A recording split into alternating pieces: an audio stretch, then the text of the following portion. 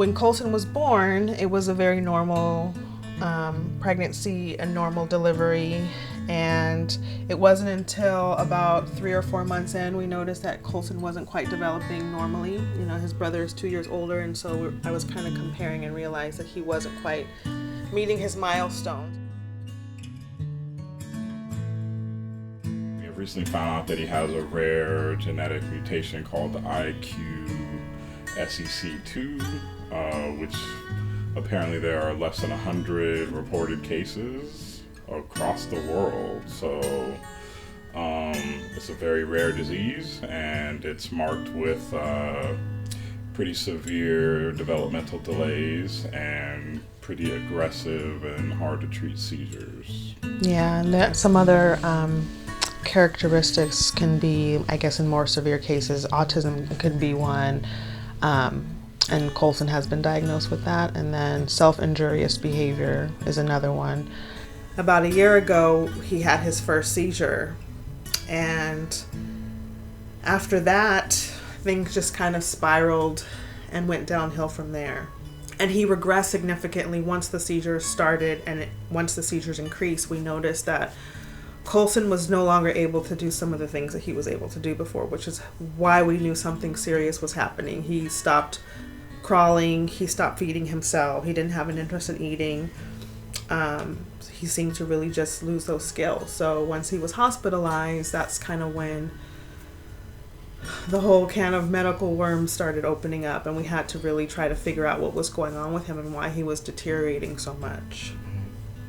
We try to keep track as much as possible with the types of medication he's on and how he responds to it. But lately, you know, what we notice is the rare smile that we see, like when he's at UCLA and he's in a place that was familiar and brought him a lot of joy. We saw a big smile, you know, and that was really something.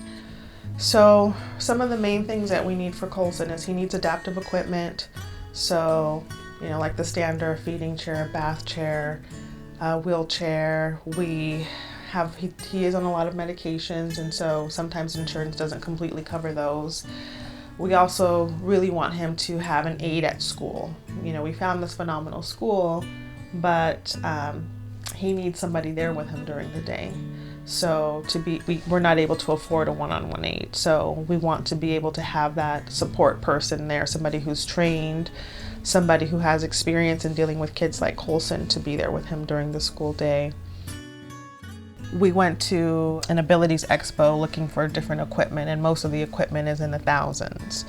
So, and upcoming, you know, because even for a wheelchair, there's a whole other set of problems or questions that raises. We need ramps. We need to adapt our vehicle so that we can use the wheelchair. It's pretty heavy. Right. You know, we're at the doctor, I would say an average of 1 to 2 times a week. So yeah.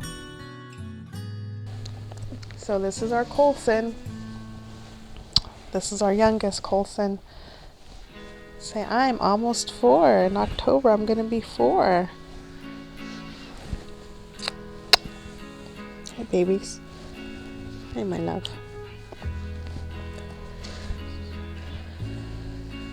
So yeah, this is the little guy that we're fighting so hard for.